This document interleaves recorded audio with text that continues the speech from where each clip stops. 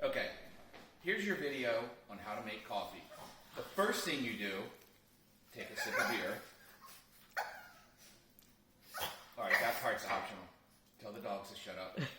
Alright, first thing I'm going to do is I'm going to get the beans. In order to open the bean hopper, press this little button, slides up, put your beans in here. Doesn't have to be any set amount, just kind of keep it full. Put the top back on, press the button, beans go back. To open up the filter basket, press this button right there. Once that's open, pull this whole piece out, top goes off, and that's where the basket or the filter goes.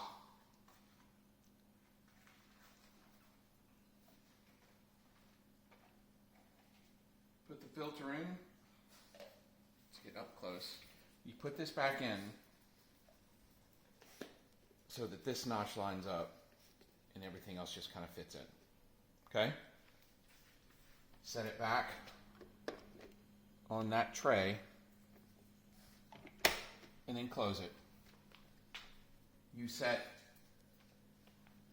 this setting to tell it how many cups you want to make. In this case, I'm going to make 10. You would probably do 6 or 8. I can't imagine you're going to drink 10. Wait, there's Carter.